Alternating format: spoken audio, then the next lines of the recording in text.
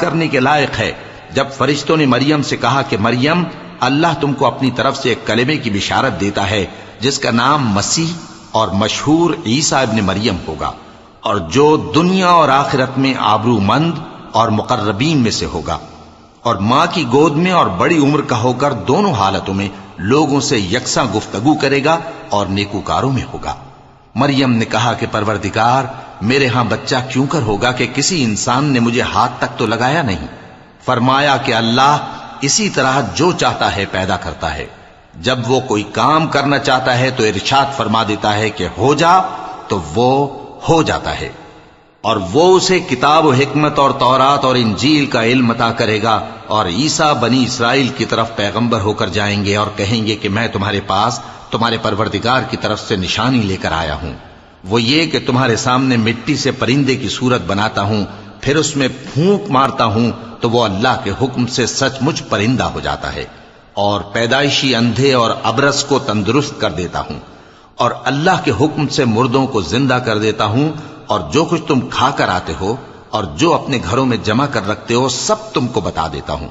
اگر تم صاحب ایمان ہو تو ان باتوں میں تمہارے لیے نشانی ہے، اور مجھ سے پہلے جو تورات نازل ہوئی تھی اس کی تصدیق بھی کرتا ہوں، اور میں اس لیے بھی آیا ہوں کہ بعض چیزیں جو تم پر حرام تھیں ان کو تمہارے لیے حلال کر دوں، اور میں تو تمہارے پروردگار کی طرف سے نشانی لے کر آیا ہوں، تو اللہ سے ڈرو اور میرا کہا مانو۔ کچھ شک نہیں کہ اللہ ہی میرا اور تمہارا پروردگار ہے، تو اسی کی عبادت کرو، یہی سیدھا رستہ ہے۔ پھر جب عیسیٰ نے ان کی طرف سے انکار و نافرمانی ہی دیکھی تو کہنے لگے کہ کوئی ہے جو اللہ کا طرفدار اور میرا مددگار ہو؟ حواری بولے کہ ہم اللہ کے طرفدار اور آپ کے مددگار ہیں، ہم اللہ پر ایمان لائے اور آپ گواہ رہیں کہ ہم فرمانبردار ہیں۔ اے پروردگار،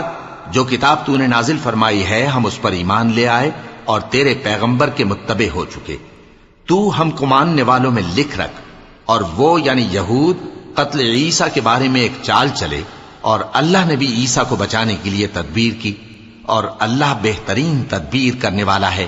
اس وقت اللہ نے فرمایا کہ عیسیٰ، میں تمہاری دنیا میں رہنے کی مدت پوری کر کے تم کو اپنی طرف اٹھا لوں گا اور تمہیں کافروں کی صحبت سے پاک کر دوں گا، اور جو لوگ تمہاری پیروی کریں گے ان کو کافروں پر قیامت تک فائق و غالب رکھوں گا۔ پھر تم سب میرے پاس لوٹ کر آؤ گے تو جن باتوں میں تم اختلاف کرتے رہے اس دن تم میں ان کا فیصلہ کر دوں گا۔ اب جو کافر ہوئے ان کو دنیا اور آخرت دونوں میں سخت عذاب دوں گا، اور ان کا کوئی مددگار نہ ہوگا۔ اور جو لوگ ایمان لائے اور عمل نیک